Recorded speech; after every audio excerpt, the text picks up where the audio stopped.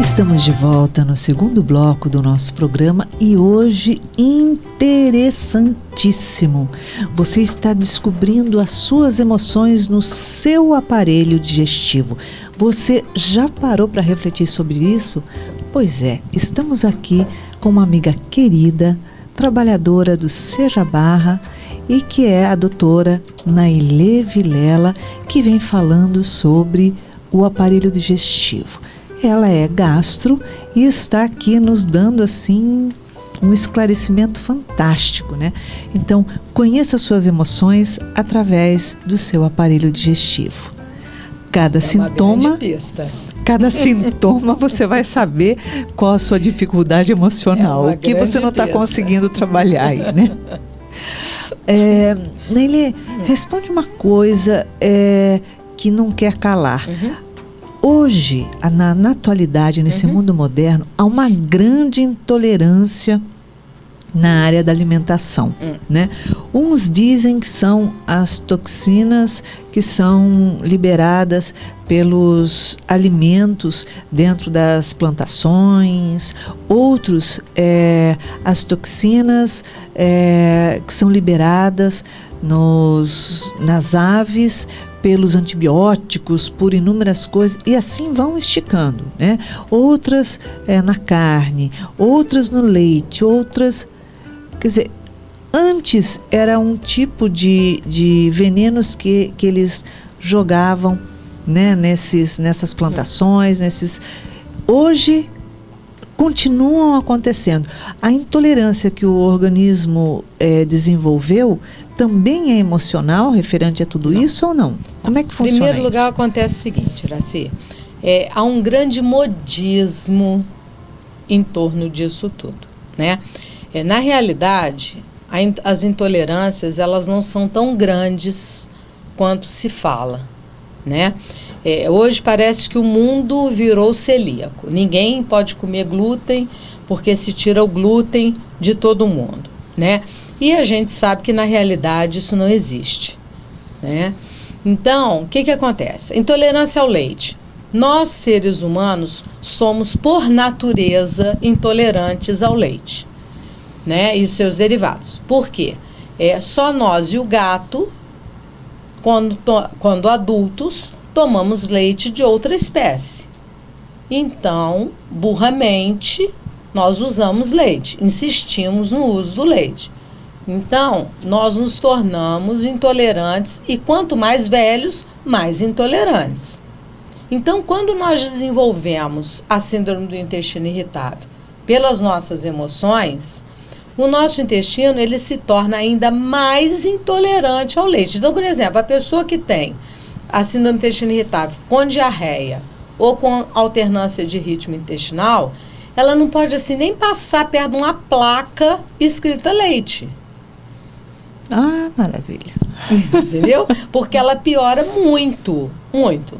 Então a gente tira. Outra coisa que a gente costuma tirar são os integrais e os cereais, mas não o glúten.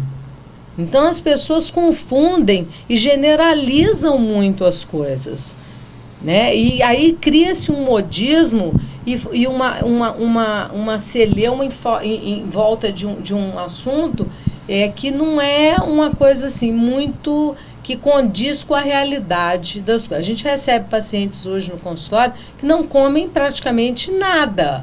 Não, porque eu tenho intolerância a glúten, porque eu tenho intolerância a leite, porque eu tenho intolerância a isso, porque eu tenho intolerância a aquilo. Quando você vai ver, ele não tem intolerância a nada. Ele tem intolerância ao leite porque ele não é um ser humano, tá? Agora, você tira o leite, volta devagar com o glúten e ele fica muito bem. Então, eu acho assim que as pessoas deveriam testar essas intolerâncias antes de aplicá-las para todas as pessoas, como está sendo feito, em larga escala, como está sendo feito. As pessoas que têm síndrome do intestino irritável, tanto os 3 tipos, elas são mais intolerantes a uma série de alimentos, porque são chamados food maps, porque elas têm uma tendência a digerir mal certos alimentos. A frutose, os cereais, a lactose. Isso é próprio do aparelho digestivo destas pessoas, devido a alterações que acontecem nele pela síndrome. Mas não é para se generalizar como tem sido feito. O fato de uma pessoa não ter nenhuma intolerância à lactose, ela cortar porque ela acha que é intolerante à lactose, né? A lactose não, desculpa, ao glúten.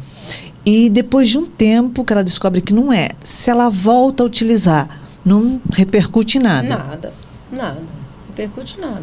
Ela não vai... Às vezes, o que a gente diz é o seguinte, a pessoa, às vezes ela não é que ela seja intolerante ao glúten, a gente diz que ela é um celíaco-like. Quer dizer, o que é isso? Ela não tolera o glúten, não por ser celíaco, mas é por não digerir muito bem o glúten, tá? Mas ela não é celíaca.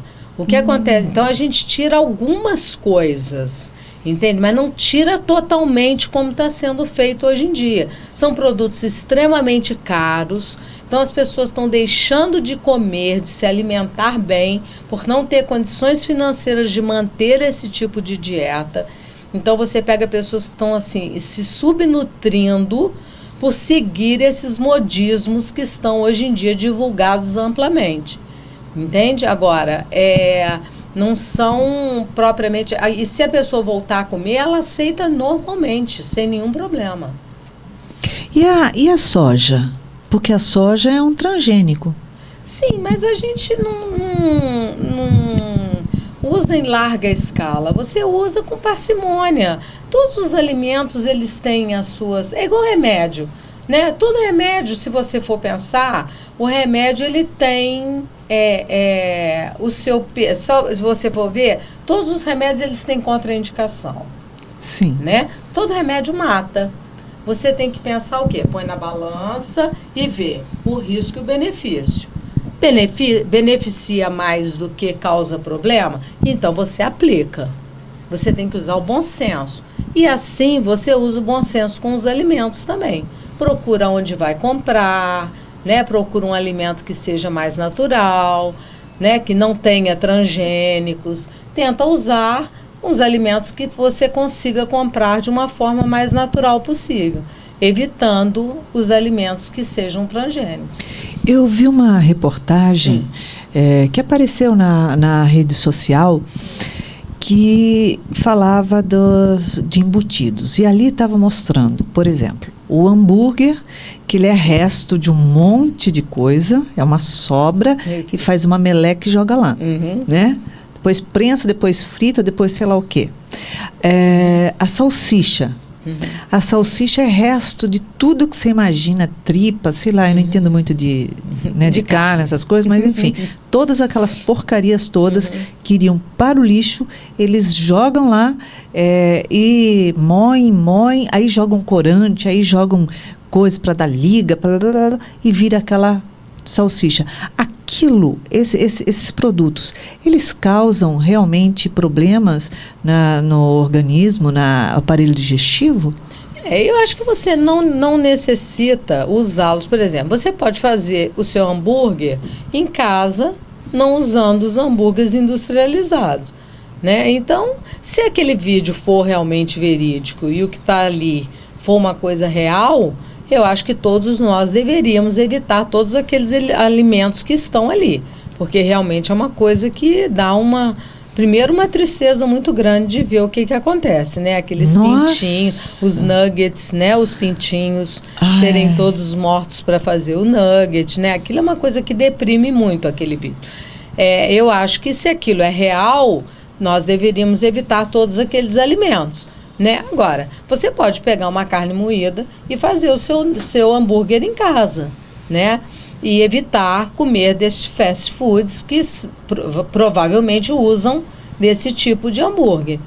Porque se forem feitos da forma que está apresentado ali, realmente a gente deveria parar de comer todos aqueles alimentos. Com certeza, porque ali o vídeo que mostra... É horrível. É dentro horrível. de uma indústria, são aparelhos, Exatamente. grandes máquinas, quer dizer, é meio difícil manipular um negócio de manipular desse, né? aquilo. Então, se aquilo for realmente real, eu acho que a gente deveria evitar de consumi-los. E o peixe, ele é mais saudável mesmo? Causa menos problemas no aparelho digestivo do que a carne e o frango? Não, tudo que você come com parcimônia, que você não come desesperadamente, né? Não vai para uma churrascaria como um boi inteiro, né? Se você comer com delicadeza, com parcimônia e sem exagero, eles são... O peixe, obviamente, é mais leve do que a carne vermelha, a gente sabe disso. Mas eu acho que, né, não necessariamente a pessoa precisa abolir da sua alimentação. É só comer com delicadeza, com parcimônia e não abusar, né, que não vai causar mal nenhum se a pessoa não tem nenhum problema. Agora, a ansiedade. Joana de Ângeles, ela dá assim uma explicação enorme assim sobre a ansiedade e vem trazendo ali como trabalhar tudo aquilo. Porém, a gente sabe que a pessoa que tem uma ansiedade, ela tem alguns hábitos assim malucos, ou seja, compulsivos. A alimentação, ela comer demais ou comer depressa, é um sinônimo da ansiedade? Sim, com certeza. Tem pessoas que são extremamente compulsivas, né? Não só no comer depressa, como comer exageradamente, né? Então, é o caso, por exemplo, dos obesos mórbidos. A gente trata de obeso mórbido. A gente vê que há uma compulsão alimentar. O que acontece com o obeso mórbido? Ele opera. A gente diz para eles o seguinte: se vocês não emagrecerem a cabeça, vocês vão engordar apesar de operados. Aí o que acontece? Eles operam, né? O que a gente costuma dizer? Eles operam, os problemas são os mesmos, o marido é o mesmo, a esposa é o mesmo, os filhos são os mesmos, o trabalho é o mesmo, né? Ganha pouco do mesmo jeito, apanha do marido do mesmo jeito, tudo é a mesma coisa. A pessoa perde 80 quilos. Por quê? Porque em vez dela comer 4 pratos fundos, ela come um pratinho de sobremesa. Mas o que acontece? Isso se ela emagrecer a cabeça. Porque se ela não emagrece a cabeça, o que ela faz? Ela pega lata de leite condensado e toma de canudinho. Ai, meu Deus! Ela toma milkshake o dia inteiro. Aí ela troca, ela vai se tornar alcoólatra. Olha ela só. troca a compulsão. Então, a ansiedade, a compulsão, na nossa área, é uma coisa muito difícil de se lidar. Por exemplo, as pessoas que estão passando por algum problema, ela pega uma caixa de chocolate e come a caixa inteira, para compensar alguma coisa de ruim que tá. Se ela gosta de chocolate, ela não consegue comer 1, 2, ela vai comer a caixa inteira. Então, é o que a gente diz: se vocês não emagrecem a cabeça, vocês não vão conseguir emagrecer. Não adianta operar. E volta, geralmente volta rápido. É o caso do pessoal que passa balão para emagrecer. Passa o balão. Aí fica 6 meses com balão. Magrinho. Né? Mas a cabeça tá gorda. Aí tá só pensando quando vai tirar o balão. Quando tira o balão, engorda 3 vezes o que tinha quando estava com balão. Que aí vai descontar, vai comer tudo que não comeu enquanto pensou nos 6 meses que estava com balão.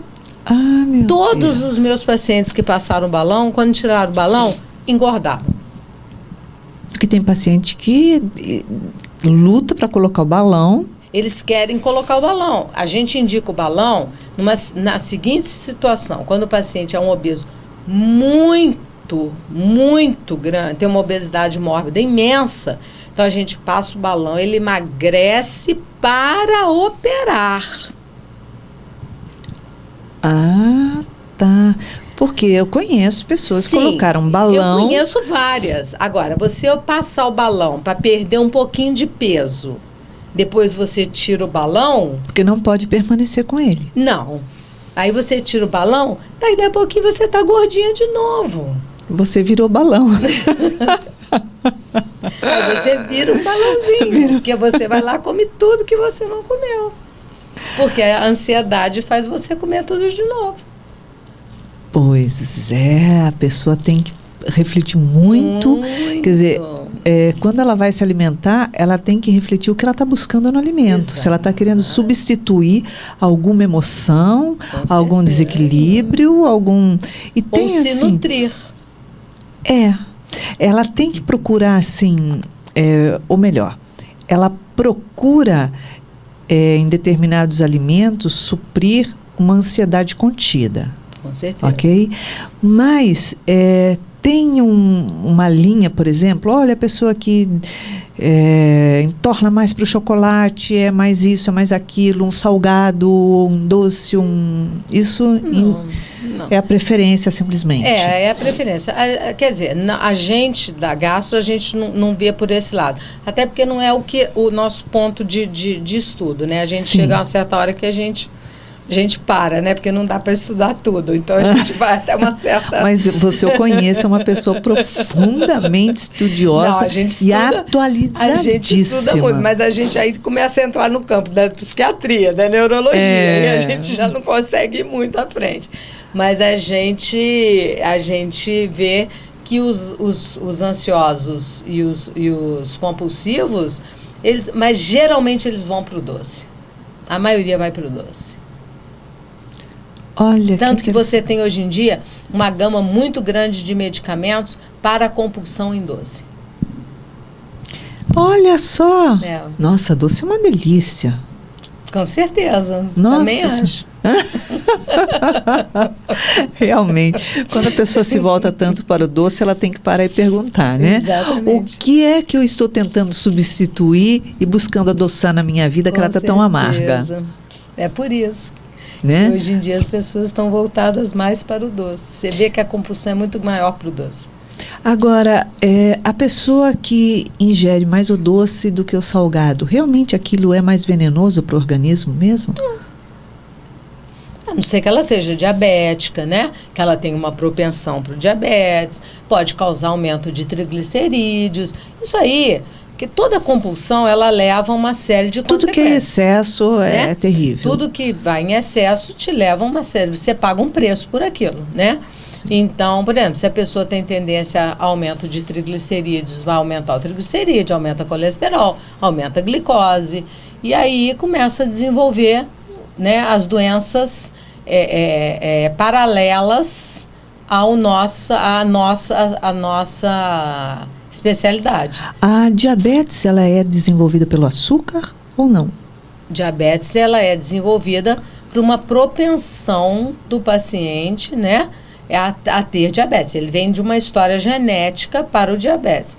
Então, se ele é um paciente que, pelo aumento de peso, pelo aumento de ingesta de açúcar, então tem vários fatores que o levam a ter o diabetes. A ingesta de açúcar é uma delas. Ou seja, o fato da pessoa ingerir muito açúcar, ela pode desenvolver a diabetes. Se ela tiver propensão para o diabetes. Ou seja, não é o doce que faz ela desenvolver. Se ela não tiver essa propensão, ela não vai desenvolver. Ela precisa ter outros fatores junto com o uso excessivo de doce. A pessoa que acorda durante a noite, durante a madrugada, para se alimentar, ela vai, a famosa atacar a geladeira, né? Ela tem, sem dúvida nenhuma, um distúrbio muito grande. Sim. Né? Isso daí é o emocional que faz com que ela desperte naquele horário da noite para ir comer, ou aquilo já está incutido dentro do seu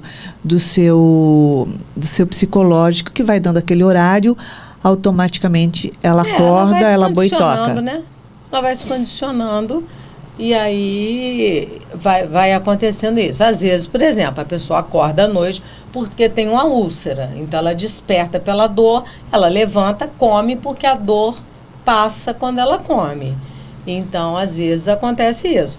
Mas as pessoas que assaltam geladeira à noite, normalmente é um distúrbio psiquiátrico, um distúrbio, né, do campo emocional, que a leva a ter essas atitudes. O refrigerante, ele causa distúrbios no aparelho digestivo? Ou ele só supre uma área do cérebro que procura aquele doce, aquela ansiedade? Não, o refrigerante ele tem determinados componentes que a gente pede sempre que sejam evitados. Né? Ele é deletério para o tubo digestivo. Então, a gente pede sempre qualquer tipo que seja evitado. Em todas qualquer as nossas tipo de refrigerante? Qualquer tipo de refrigerante. A gente pede que seja evitado. Que Mas é pelo gás? Não, é pelos componentes dele. Então, deve sempre dar preferência a sucos de fruta, feitos na hora, naturais. A gente sempre pede isso. Porque os de caixinha, todos eles têm aditivos, têm produtos que condicionam eles, né, para que eles durem mais tempo. Então, a gente sempre pede que dê preferência à água ou sucos preparados na hora. Alimentação. Quando você está fazendo, ou melhor, quando você está fazendo suas refeições e você tem o vício de beber junto. Então, eu estou almoçando e tomando água, seja lá o que for, qualquer líquido.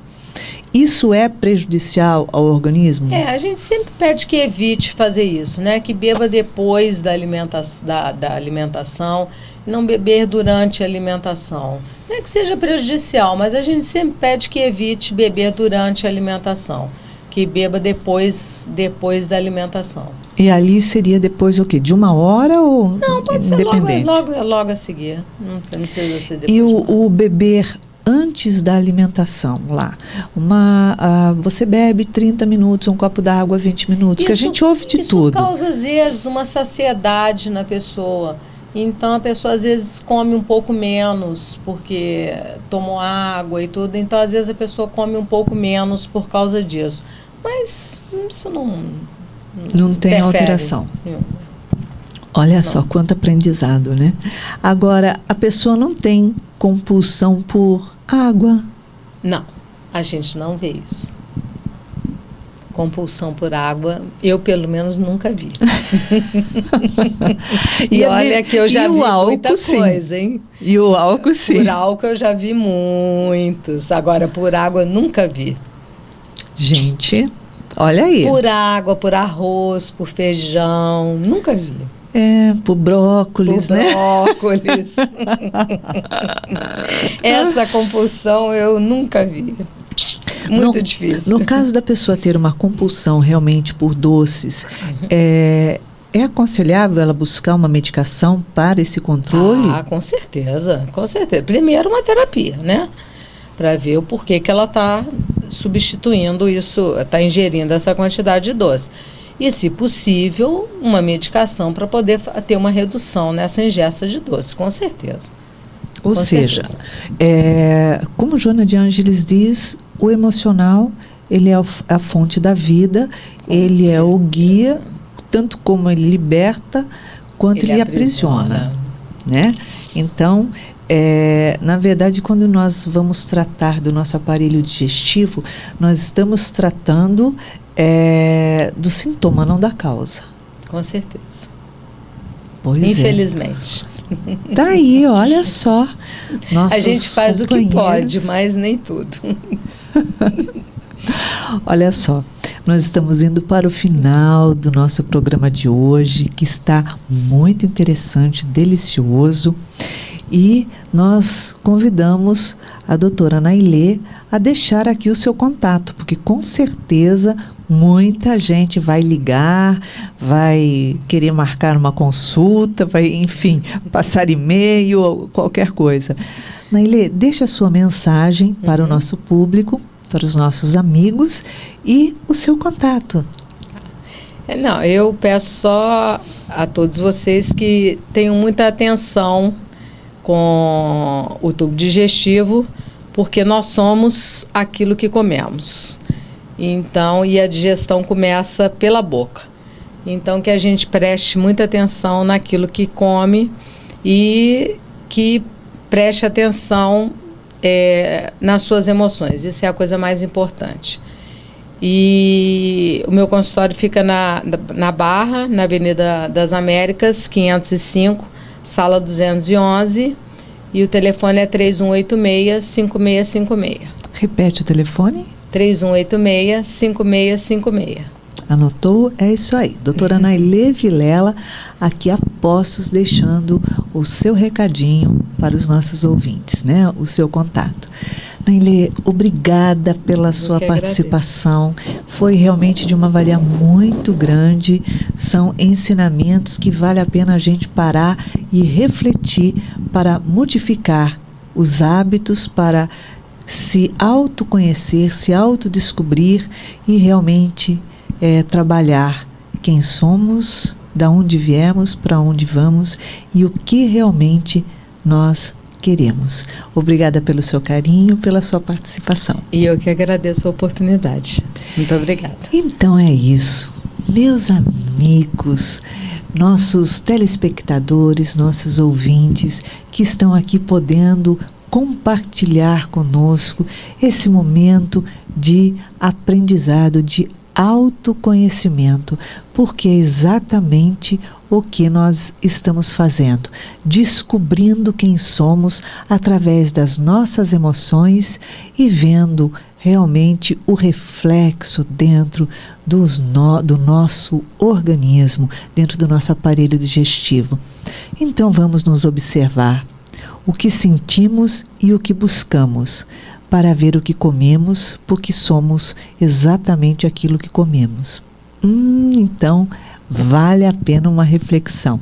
E nós deixamos aqui o nosso beijinho cor-de-rosa para que você tenha uma semana iluminada, radiante, cheia de amor, mas de amor contagiante. Muita paz e muita luz.